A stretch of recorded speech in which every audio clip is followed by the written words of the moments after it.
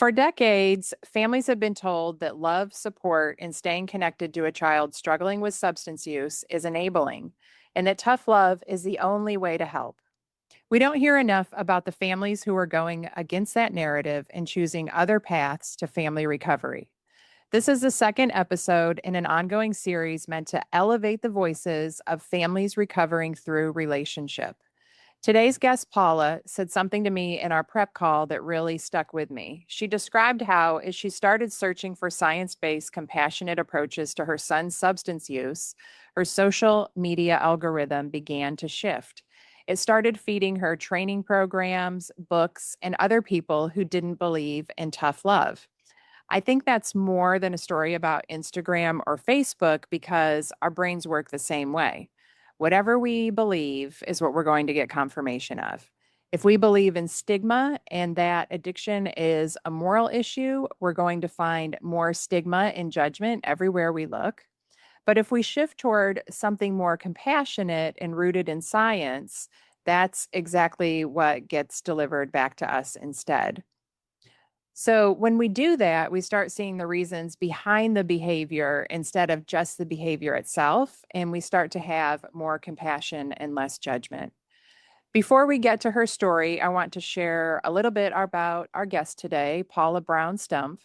Paula is a mother who spent 8 years navigating estrangement from her son. During that silence, rather than just catastrophizing while waiting, she started working on herself, found a therapist, started her own smart recovery family and friends group, and eventually trained in the invitation to change and craft. Today, Paula and her son have fully repaired their relationship.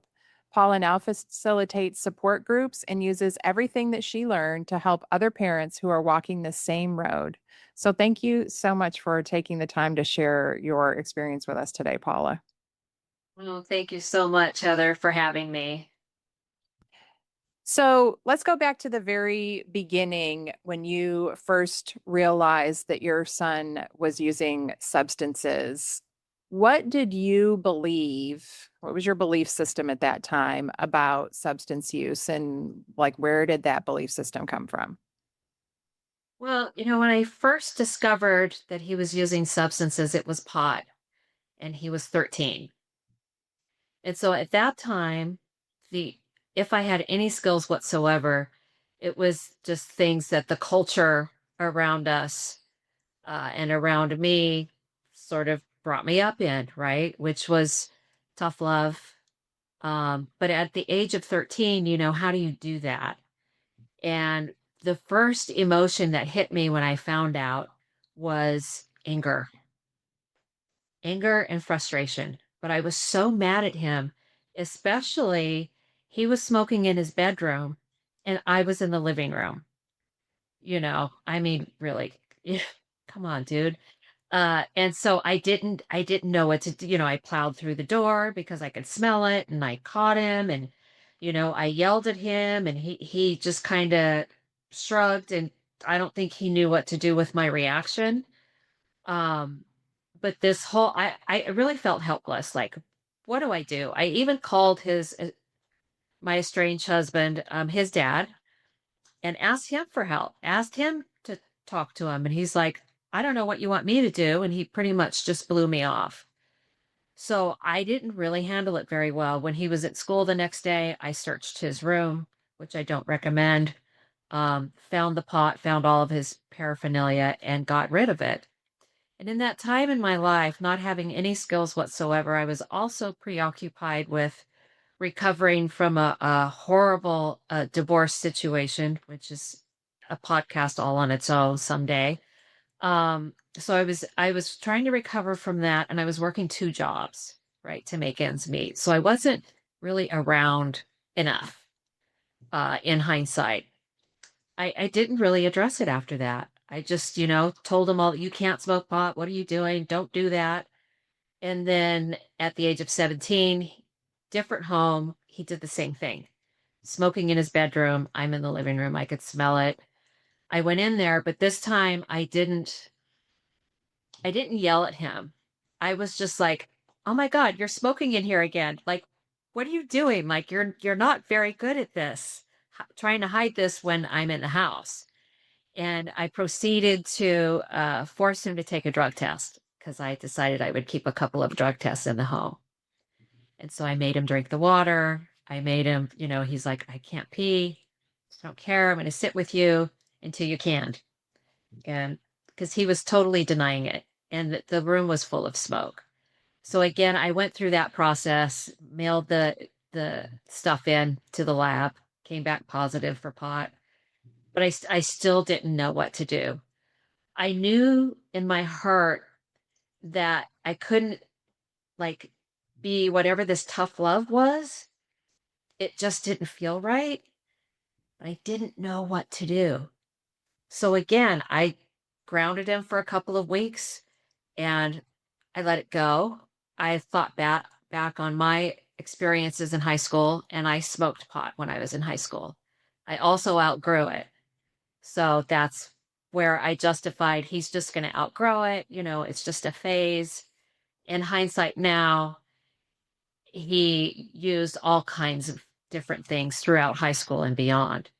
So at that point, again, I just felt helpless and I just felt like I don't know what to do. I don't know this tough love thing. I don't know how any of this works. So as far as my parenting goes, I just did the best I could, I guess, with what I had at the time. Yeah. I I can identify with everything that you just said. It's that anger, that helplessness, that, not having anybody to turn to for support. I mean, the whole drug test scenario was exactly the same, the checking the bedroom, all the things. And, but I just kept repeating the same things because I didn't know what else to do. And it just kept making everything worse. So I think so many parents find themselves in that cycle of just doing the same things over and over again, hoping that something will change. So I know you said that the tough love really didn't feel right to you, and that and you didn't know what to do, but I'm wondering how your beliefs at the time impacted your parenting, and did that make things harder for you? It did make things harder in the fact of realizing that I can't control my 17-year-old. I can't even control my 13-year-old.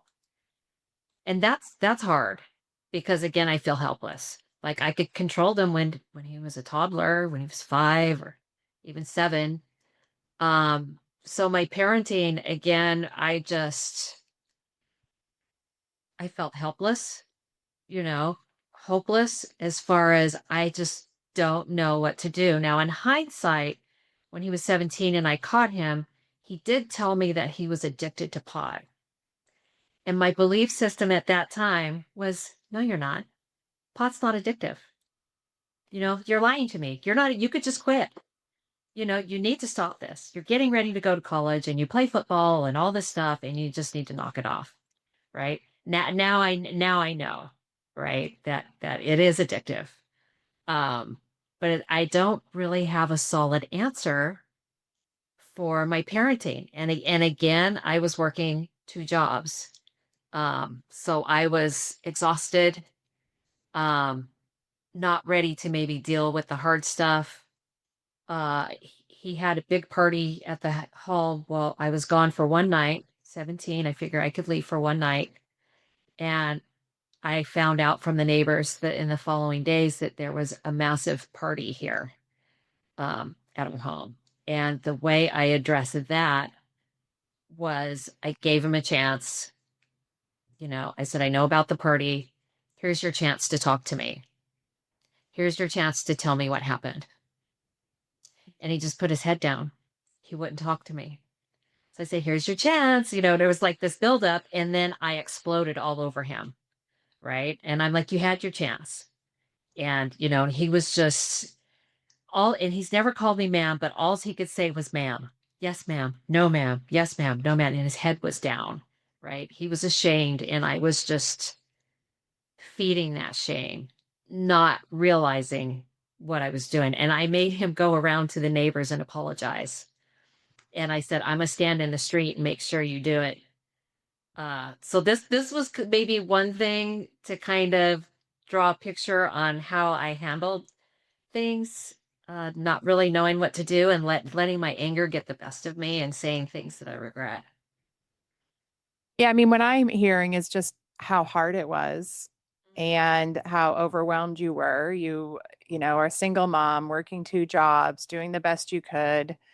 And, you know, there's this idea that we should be able to control our kids. I don't know where it comes from because the only reason we can control them at any point is because they just have chosen to comply with us. It's this false illusion that we're actually controlling them because we're not. No, absolutely not. But it always comes back on the parents, doesn't it? Yes. Yeah, it does. That has really changed how I look at that. Going through that, it's very humbling to realize that you have no control. And I like what you said about the shame too, because the the shame doesn't always look the same. Like your son, the what you described to me would be a little more easier to identify as shame, but sometime like with my daughter, it came out as anger and defiance. Hmm. And so it was so much harder to identify. But I think that's such an important thing to think about is that it, it might not always be easy to identify what they're going through. And we're going to get into that a little bit more. But once we start thinking about what they might possibly be experiencing, it does help to give us some answers about where to go next. Um, but one of the things that you talked about when we met to talk about this episode was there was a time that you had a phone call with your son, and he was calling to tell you that he had used again and maybe was going to ask for help or something, but you felt like you had to be confrontational. Right. Can you tell us a little bit about that? Yeah, that phone call was very difficult. Just to give it a little bit of background, he was engaged to a woman um who we all adore. And during their relationship, it was almost kind of simultaneously or very close in that he started having an affair and he started using meth. And so this is a first for meth. He's got history with pot and opiates, no alcohol, but this was now his first experience with meth. And she she kind of forced him. My son, you can kind of easily force him to maybe do some things.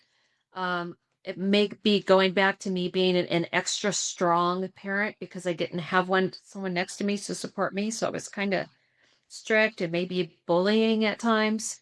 So she kind of bullied him into, you're going to call your mom and you're going to tell her that you're using again.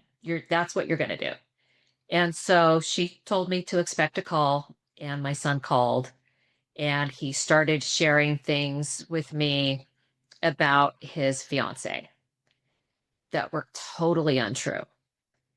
And I listened for a little bit and then I just couldn't listen to it anymore. And I could feel the anger rising in my belly and it just came out of my mouth and I just yelled at him, "Stop with your lies. I've had enough. I've had enough of your lies. You've been lying your whole life. You're lying to me about this now. I know what the truth is. Stop it." And then I started bringing up historical lies that he told me. And eventually, by the time he hung up on me, I was in tears. And he hung up on me, sent me a text message. "I'm never speaking to you again." And from that day forward, he blocked me. And I actually didn't have any contact with him for about 3.5 years later. I would, I, d- I couldn't get through his phone number. So I started utilizing Messenger on Facebook and I would just message him, "I'm sorry. I love you. Let's talk." And then as time went on, it shifted, "I'm here for you." But during this time, I started to hang out with people that had a changing perspective in that the yelling, the shaming doesn't necessarily work. It does for some, but and so I started to shift my language a little bit, and it felt better than being angry. But I still didn't understand his drug use or what was going on with him. Um, so I just started sending him and then one day he opened up his messenger and there was just dozens and dozens of messages from me.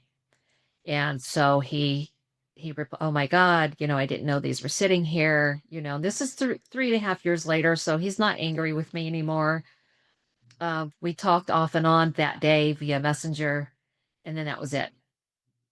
And then there was this disappearing um, that I had to deal with, that I didn't really understand. So I kept sending him messages, but none of them were being opened. And finally, I sent him a message and I said, please, you don't have to read them, but open them for me so that I know that you're okay. And so he did that. Right. And so during this time is when I started to dive deeper into learning more about how I could help the situation. The first year, I did ruminate, I did catastrophize. All the worst case scenarios went through my head constantly.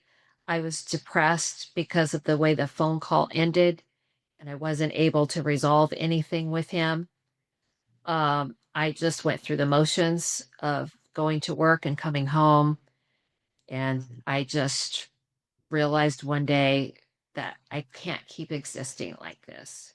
All the worry and not knowing where he is, and is he in the morgue? Is he laying in a ditch somewhere? Does he even have ID on him? What if they find him and he has no ID? I mean, all the things.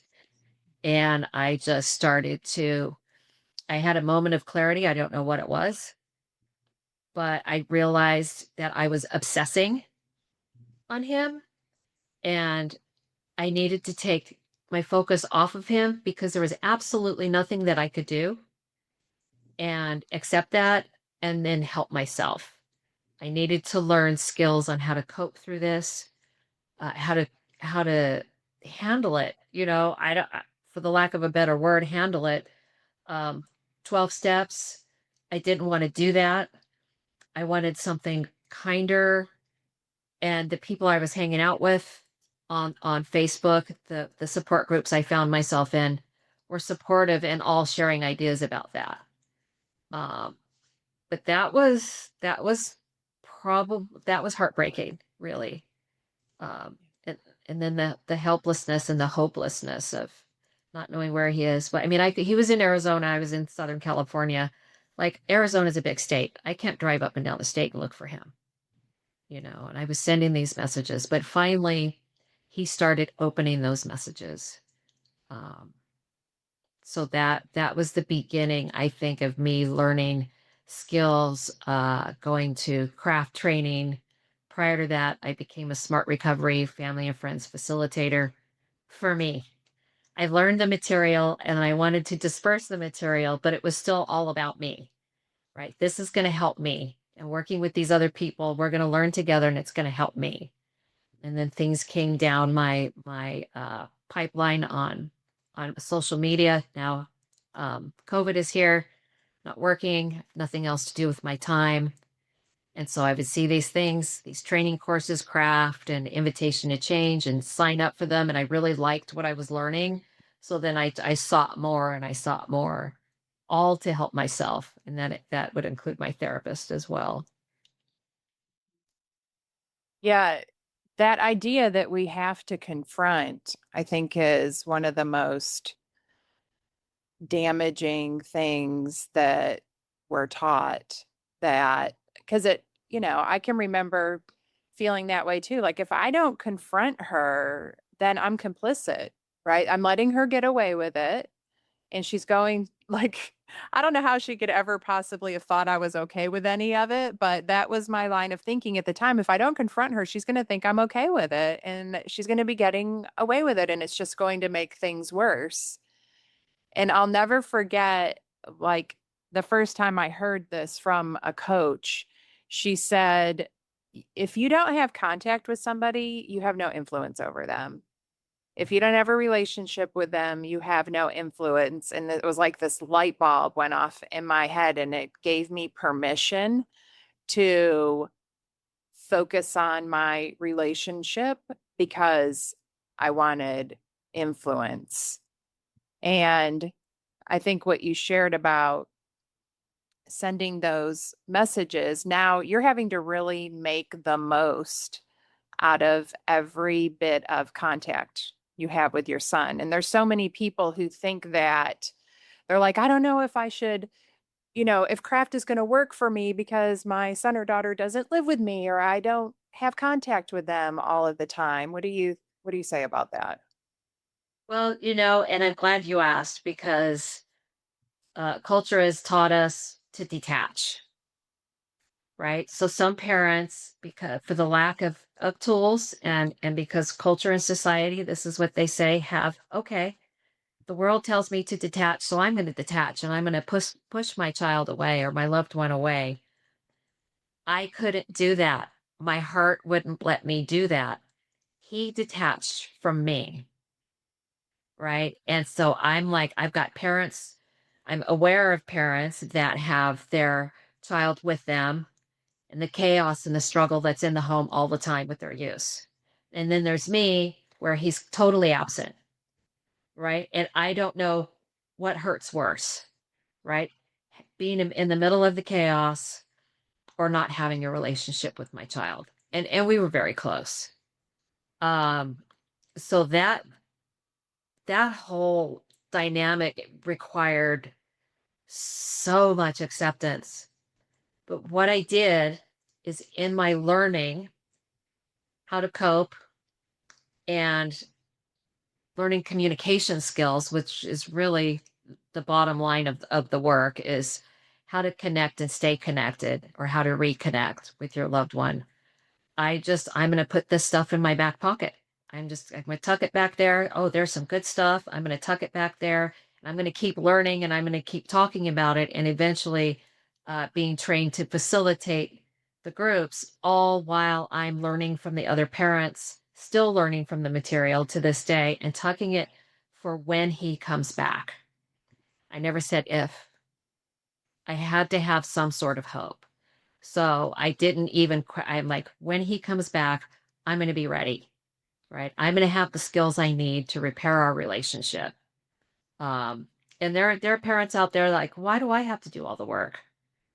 You know, um, and that's a very good question. They're the one with the problem. But what I discovered is that there's this whole dynamic in a relationship.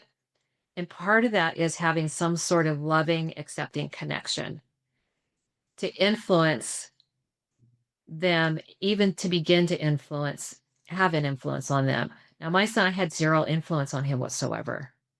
So he experienced all of the natural consequences on his own. I don't know if I had influence, if it would have changed anything or not. I will never know that. But what I do know is that he experienced all of the negative consequences all the way up until prison. And that was his final consequence. He's 40. He got out of prison a year ago. Um, but that whole, I have hope. I'm not going to give up hope. And in the meantime, I'm sending him messages. I'm not giving up on you. I will wait for you. Just simple little tiny flecks of love and acceptance. Um, we want you in our lives, drugs or no drugs. But that was during those years was extremely difficult.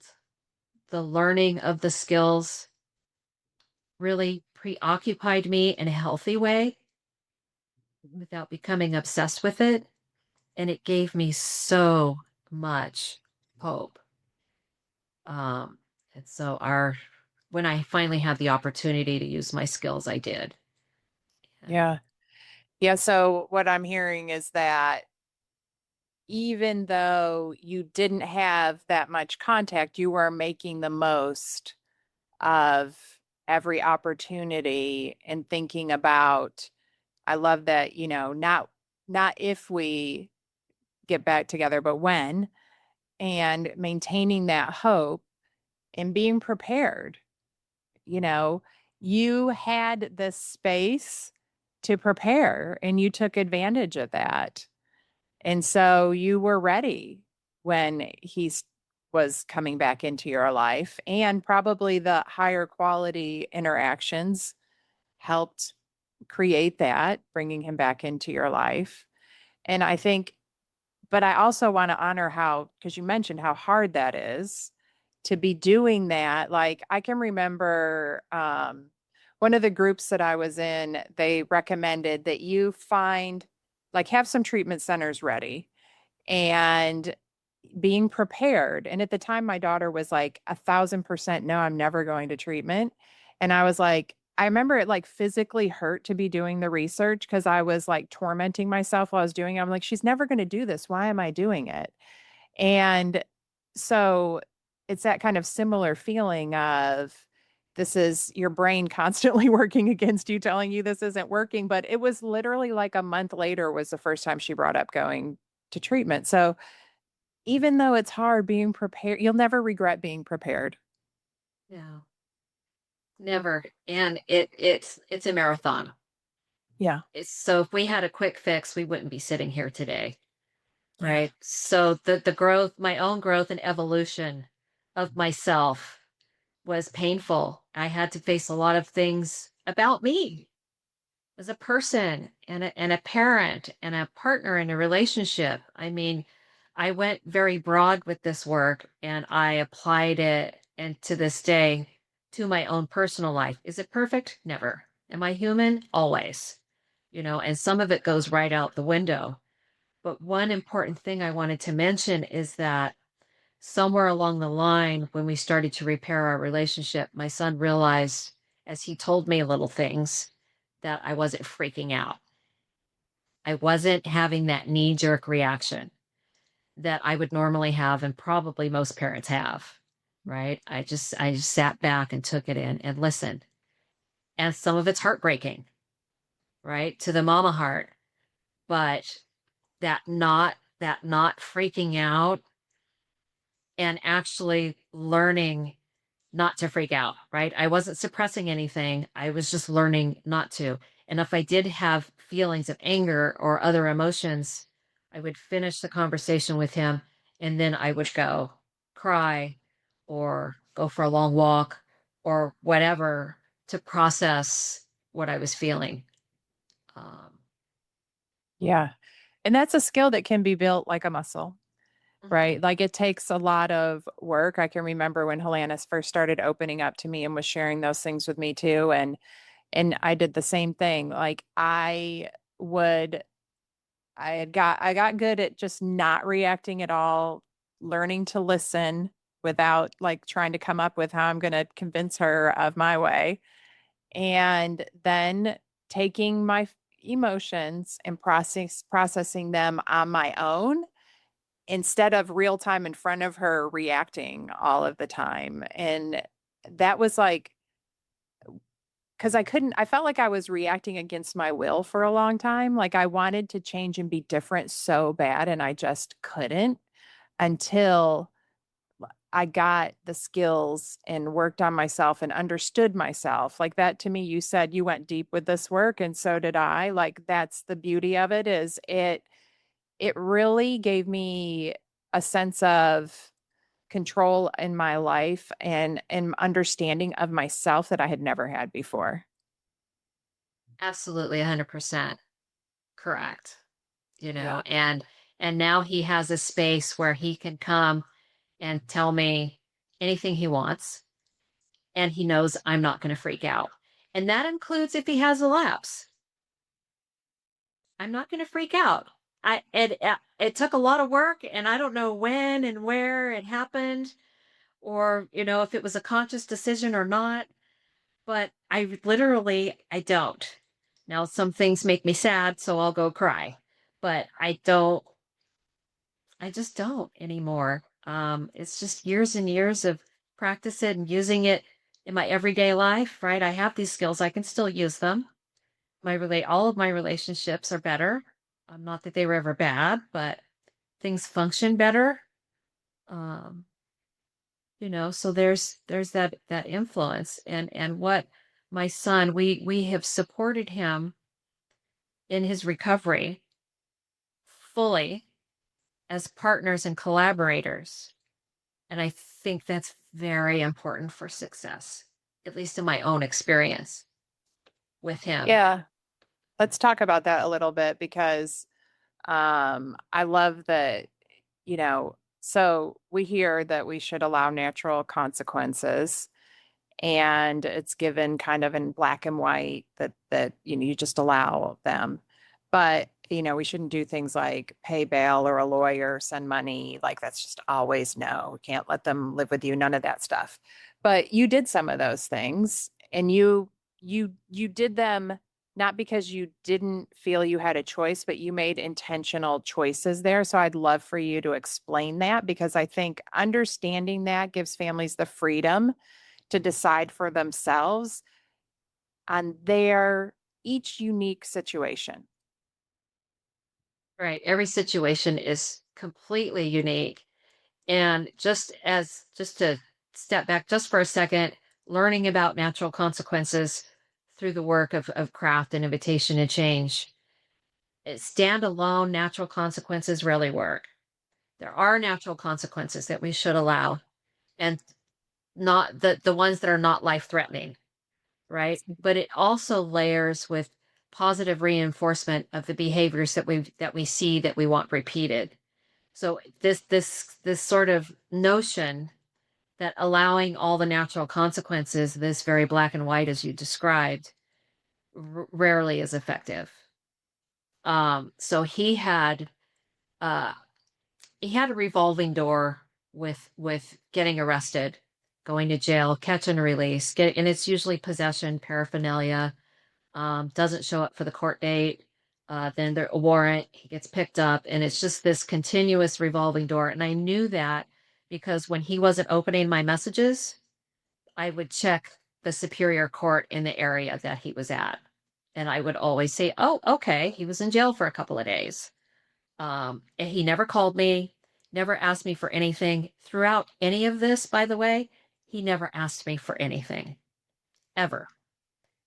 So I get a phone call one day, it's from jail, I accept it, and he's frantic. And I could tell that he's coming off of meth or still on meth. He was just, oh my God, you got to get me out of here. Mom, mom, mom, mom. And he was just making no sense. And my work truck, it's still out there and I got to pay my rent. I didn't know he was working or living anywhere because we had no contact.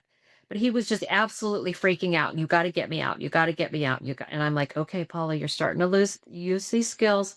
Okay. All right. So listen, and I listened for a bit, but then I had to interrupt him. I tried to let him vent as much as he wanted without going on and on and on. I interrupted him. I said, honey, please stop. Just stop for a minute and listen to me. Can you do that for me? I need you to stop.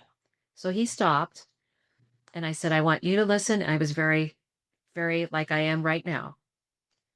I want you to listen to what I'm going to say. I really need you to hear me.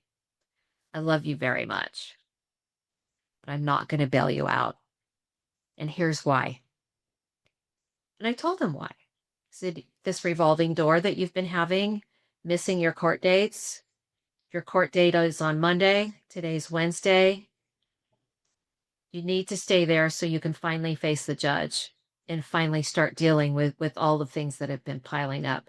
I also told him that I believed in him. I believe in you. You can do this. You've got what it takes. You can wait.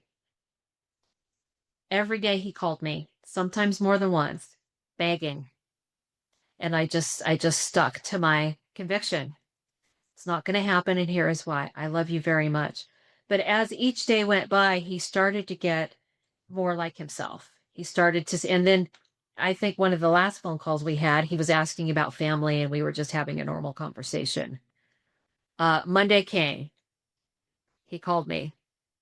The court date was canceled. So I need you to bail me out. And so still, I'm like, I don't believe what he says, right? All the years of the lies and stuff. So whenever throughout that week he would tell me something, I would say, okay, I'm going to hang up, call me back in an hour. And I would call around and confirm what he said or if it's true or not. So I did call the courthouse and I called the jail. They said, yes, it was canceled. It was COVID. And the jail was in lockdown now because of a COVID outbreak. And so he called back. I had confirmed everything. Oh, and I also asked the courthouse, when's the next date? And she said, we don't have one yet, probably 6 to 8 weeks.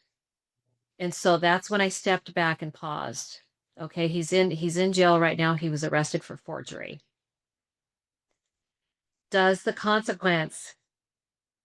initial consequence fit the crime? Right? And I decided that 6 or 8 weeks longer was too long for something he didn't hurt anybody. I mean, he had some restitution he had to pay, and there was a victim, that he wrote the checks. It was forging checks, but it wasn't anything violent. And so I called him back and I said, I will bail you out. There's no date, maybe 6, maybe 8 weeks. I feel like it's too long. And I did. I bailed him out. He couldn't thank me enough. A couple of days later, he was released. I don't know why they do this in the middle of the night. And while he's walking in the street alone in the middle of the night, he sends me this beautiful message how no one's ever helped him like this before, and how grateful he is, and how much he loves and appreciates me. And I couldn't be more grateful, and that's what it's about for me. He went on and continued his behaviors. In the meantime, I'm changing. He's not, or to the best of my ability of knowledge, he's not changing. I'm changing, and I'm going to continue to do this work. Um, so I bailed him out. I did make it very clear to him, one and done. We're doing it this one time. We have an agreement. I bail you out. You show up for all your court hearings. And he did. And there were so many, and I don't know why there are so many court hearings with things like this. But a year into it, the last court hearing, he didn't show up. But when I decided to put out the money, and it didn't break the bank, and I am blessed to have it, I had to have a conversation with myself, right? And so what I did, anything that I did, giving money for bail, I've got to let it go. No expectations. And I'm letting it go to the universe, like a leaf or the wind. Off it goes, and that's it. I disconnected from all of it. So although I did say, here's my end, this is what you're going to do on your end, and I expect you to do this, I really didn't. I would be so surprised if I got any of that money back. A couple years after that, I get a letter saying I get the money back. That the bail bondsman had a lawyer. They fought on my son's defense. It was extenuating circumstances that he couldn't be there. I got the money back. On that note, I instantly wrote to my son and congratulated him for going to all of those court hearings. You did it. You didn't make it to the last one, extenuating circumstances, but I could see your effort. You did it. I'm really happy for you. Yeah. I like that you, one, the way you described deciding to leave him in jail was not about punishment. Like you had a reason for it that was logical, made sense to you. You liked your reason for that. And then you gave yourself permission to change your mind. Now it's not logical anymore. Now I've got a new logic for why I want to pay bail. And I think the beauty in all of that is that we all need that permission. I think that we're told these black and white, do these things and don't do these things is not realistic. It's not taking into account that these are human beings and that each person in each situation is very different. Right. And I also love the way you shared that you knew what you were getting into when you paid bail. You knew that there was not just a possibility, but maybe even a likelihood that he might not make one of the hearings. And you went into it being realistic with what the possibility was. And I think there's just so much to learn from that. And I just want to point one other thing out that you started out saying about natural consequences that they're not meant to happen alone, which is a lot of what we hear is the emphasis on natural consequences and punishment, right? But punishment is not a part of craft. And that you mentioned there's always an offset to the natural consequences. There's focus on positive reinforcement, collaboration, connection, communication. It's one small part of a lot of tools in an approach. So do you want to share anything about that? Yeah, it really is. It's all of these skills and approaches, chapter by chapter or layer by layer. That's what they do. They work together, they layer upon each other. That black and white thinking doesn't work. And so what we some people say that, oh, we need to like spend more time in the gray area. I don't call it the gray area because it's too dark for me. I call it the kaleidoscope between black and white, all different colors and shapes and sizes. And this is where we learn and we grow and we backstep and we step forward and we live this kaleidoscope of all of these layers of colors and shapes that layer upon each other. It was a hard lesson for me to learn about the black and white thinking, but in the kaleidoscope, that's where we really live, right? There is no one thing for anything, you know, in life. And then getting back to, I got him a lawyer. He, as I mentioned earlier, he went to prison. Um, this last time when he was brought in, I saw on the website, there are all kinds of scary charges, felonies, misdemeanors. None of them were drug possession. They were crimes that were driven by his drug use. These are things that my child would never do if he wasn't using meth. He would never do these things. So again, I had to go back into that sort of analysis. Are you going to let the public defender do this? Doing what I can live with and what my husband can live with, who is not my son's father, but he is a partner in all of this as well. And we decided to get him a really good defense lawyer because prison, he's going to go to prison. And so for how long? Right? And that's punishment. And I felt like punishment, going to prison was punishment among itself. So can we shorten it? He didn't rape anybody. He didn't kill anybody. He didn't get a fight with someone and break bones. He only hurt himself by his actions. So I felt really strongly about how can he's still going to quote unquote pay the price. He broke laws, right? But does the punishment fit the crimes? And so I then had to analyze that. And again, I'm going to put it out there into the universe and I got to let go of it. Yeah. Yeah. Thank you for sharing that. And I think it does matter. Like some people, a public defender is the only option, right? And that's going to impact the decision making.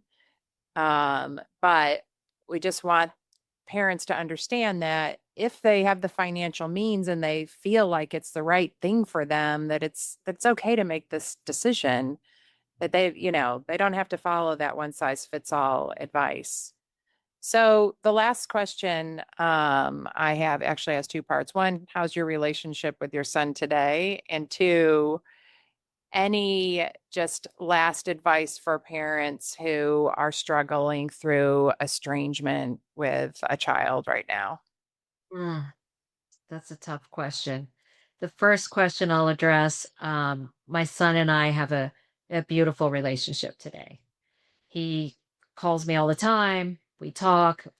When he has an issue, it's popped up in life or whatever, he wants to talk it out with me and maybe hear my ideas.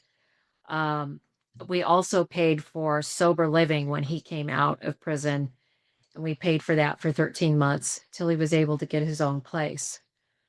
All of that support and collaboration, he was in the driver's seat. We made sure that he knew we were going to be with him and support him and see to it that these goals happened for him, because we felt like if we didn't, he is a strong possibility he would fail. So the gratitude that he has and the love that he feels from us throughout all of his youth, he didn't realize that. So the reason why he stayed away from me and us is because of shame. He was protecting me from him. He didn't want me to see him like that. He didn't want me to experience him like that. Right. And I didn't take it personally. I just couldn't. I just knew that there was something that was preventing, in hindsight, and him telling me and through our conversations, it was shame. He was on that shame drug use cycle. That's why he never asked for anything, because he didn't deserve it in his mind. So our relationship is better than ever. I'm grateful for him. He's grateful for me. Um, it's I can't say enough about how happy we are um, with the way things are going. For now, what was the second part for parents? About, yeah, anybody who's going through estrangement right now, any Yeah, yeah, support for them? it's I if you can, if at all possible, at least what has worked for me is focusing on myself. I wasn't healthy. I wasn't mentally healthy. I wasn't physically healthy. I was starting to have some very serious GI issues. I was exhausted all of the time, and I knew that I just couldn't continue to do this.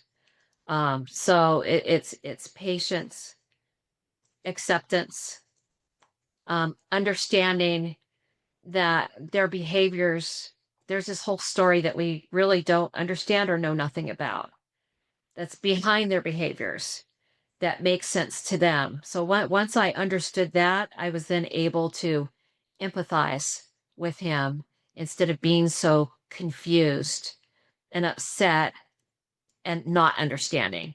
And that his excuses that I did hear were not excuses, they were real valid reasons. And so when I knew that there's probably this whole, just like with anyone else you run into at the store or whatever is in a bad mood, you don't know why. There's this whole backstory that you know nothing about.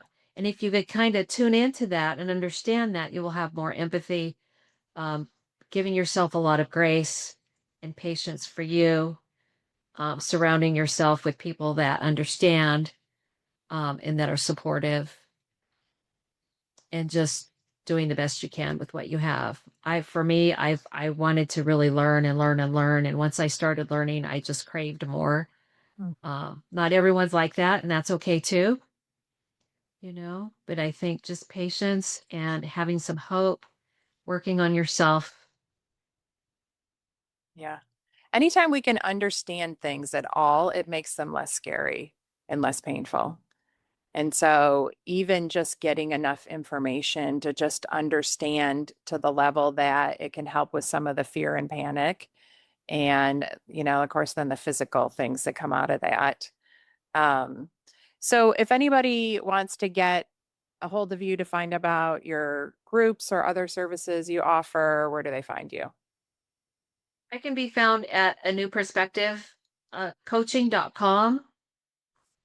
um I don't think I have time to put it in the chat, but No, I'll I put it in the show notes. okay. And then I can also be found on cmcffc.org, where I co-facilitate invitation to change meetings that will begin on July 15th on a regular basis. It'll be ongoing drop-in meetings. Um, yeah, but I have offer coaching services. I also offer referrals and resources, again, at my website. All right. And I'll put both of those links in the chat, in the show notes. All right. Thank you so much, Paula. Well, thank you for having me. I really appreciate it.